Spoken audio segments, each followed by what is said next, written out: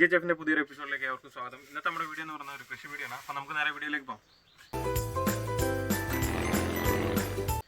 അപ്പോൾ ഇന്നത്തെ ഒരു കൃഷി വീഡിയോ എന്ന് പറഞ്ഞു, ഇന്നത്തെ വീഡിയോയിൽ നമ്മൾ കാണാൻ പോകുന്നത് നമ്മൾ നട്ടിട്ടുള്ള ചീമച്ചേമ്പിൻ്റെ വിളവെടുപ്പാണ് കേട്ടോ.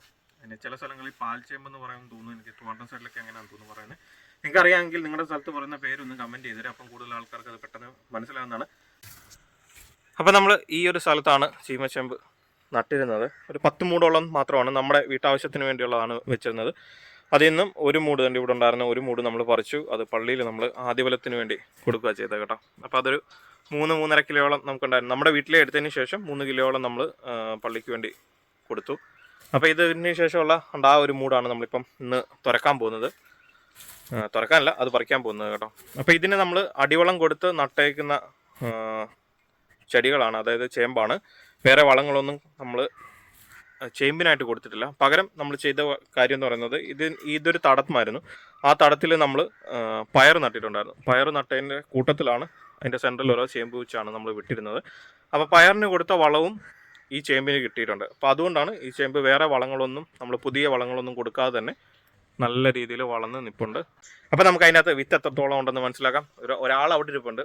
ഒരാളുടെ സൈസിലുള്ള നല്ല സൈസിൽ തന്നെ ചേമ്പിൻ്റെ തടയും എല്ലാം കാര്യങ്ങളുണ്ട്, അതിൻ്റെ ചൂടും കാര്യങ്ങളൊക്കെ ഉണ്ട്. അപ്പോൾ നമുക്കൊന്ന് ഇളക്കി എങ്ങനെ ഉണ്ടെന്ന് നോക്കാം. അപ്പോൾ നമ്മൾ സൈഡിൽ ഒന്ന് മണ്ണ് പൊട്ടിച്ചിട്ടുണ്ട്, ഇനി അത് പെടുത്താനുള്ള പരിപാടിയാണ്. അപ്പോൾ ഇതിൻ്റെ ഒരു പ്രശ്നം എന്ന് പറയുന്നത്, നമുക്ക് മൂടോടെ മറ്റ് കണ്ടത്തിലൊക്കെ വളർത്തുന്ന പോലെ നമുക്ക് മൂടോടെ പറിച്ച് പൊക്കി മൊത്തത്തിൽ എടുക്കാൻ പറ്റില്ല. ഇത് എങ്ങനെ ഇളക്കിയാലും നമുക്ക് വിത്താണെങ്കിൽ അതിൻ്റെ ചോട്ടിൽ നിന്ന് പൊട്ടിയിട്ടേ നമുക്ക് എടുക്കാൻ പറ്റുള്ളൂ കേട്ടോ. അപ്പോൾ അതുകൊണ്ട് മൊത്തത്തിൽ പൊക്കിയും വെച്ച് ഒരു മൂട്ടി കാണിക്കാൻ പറ്റില്ല. പകരം നമുക്ക് സൈസും അതേപോലെ തന്നെ ലെങ്ത്തും അതേപോലെ എത്രത്തോളം എണ്ണം ഉണ്ടെന്നൊക്കെ നമുക്ക് നോക്കാൻ പറ്റുള്ളൂ. അപ്പോൾ നമുക്കതുകൊണ്ട് ആ രീതിയിൽ തന്നെ എടുക്കാം. അതുപോലെ ഇതിൻ്റെ തടയാണെങ്കിൽ അത്യാവശ്യം നല്ല സൈസുണ്ട്. ഒരാളുടെ കൈപ്പത്തിയെക്കാട്ടിലും വണ്ണം കൂടുതലുണ്ട്. അപ്പോൾ അതുകൊണ്ട് തന്നെ നമുക്ക് അങ്ങനെയൊന്നും പിഴുതെടുക്കാനൊന്നും പറ്റില്ല കേട്ടോ, മറിച്ചിടാനും പറ്റില്ല. അപ്പോൾ നമുക്കത് എന്തായാലും മാന്തിയും വെച്ച് സൈഡെല്ലാം പൊട്ടിച്ച് മാന്തിയും വെച്ച് അപ്പോൾ മാന്തിയും വെച്ച് നമുക്ക് വിത്ത് ഇളക്കിയെടുക്കാം അതിൻ്റെ. അപ്പോൾ നമ്മളത് ഫുള്ളായിട്ടൊന്ന് എടുക്കാൻ വേണ്ടി നോക്കിയതാണ്. ഇത്രയും മാന്തിയിട്ടും വലിയ പരിപാടിയൊന്നും നടക്കത്തില്ല അത്.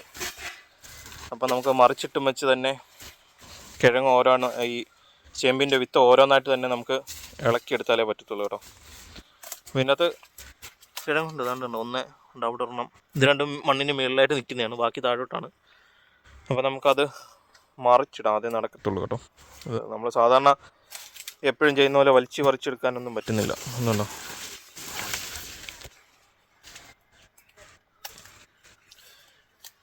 ഇതല്ല ഒരു ചേമ്പാണെങ്കിൽ ഒരാൾ ഹൈറ്റ് ഉണ്ട് കേട്ടോ. കണ്ടോ, എൻ്റെ ഹൈറ്റിന് മുകളിലുണ്ട്.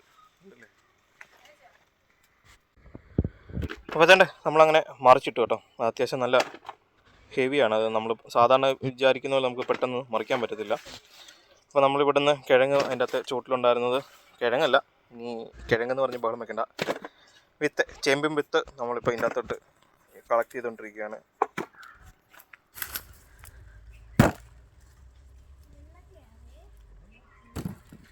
ചെറുതായിട്ട് എല്ലാത്തിനും മുളപ്പിൻ്റെ ചെറിയൊരു ഇത് കാണുന്നുണ്ട് കേട്ടോ. പക്ഷെ നമുക്ക് ഉപയോഗിക്കുന്നതിനൊന്നും യാതൊരുവിധ കുഴപ്പമൊന്നുമില്ല. അത് പറിക്കേണ്ട സമയം കഴിഞ്ഞില്ലേ? ഇത് നമ്മൾ നേരത്തെ നട്ട പയറിട്ട് വെച്ചാൽ അതിൻ്റെ താട്ടിലിട്ട നേരത്തെ ഇപ്പം കാണിച്ച എന്നാ ഇതിനകത്തുനിന്ന് ഒരു വിത്ത് കിളിച്ച് കിട്ടിയിട്ടുണ്ട്. പറഞ്ഞു, ഞാനിപ്പം വാഴ നട്ടിട്ടുണ്ട്.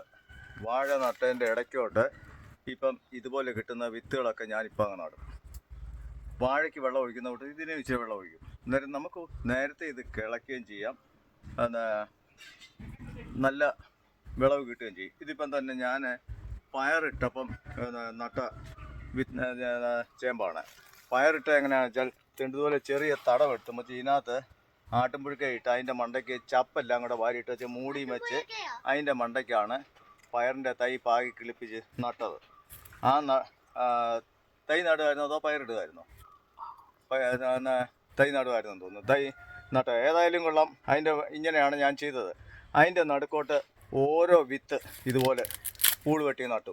പയറെന്ന് പറയുന്നത് 45 ദിവസത്തെ വളവും 45 ദിവസം ആദായം തരികയും കൂടെ 90 ദിവസം 3 മാസത്തെ കാലാവധിയേ ഉള്ളൂ പയറിന്.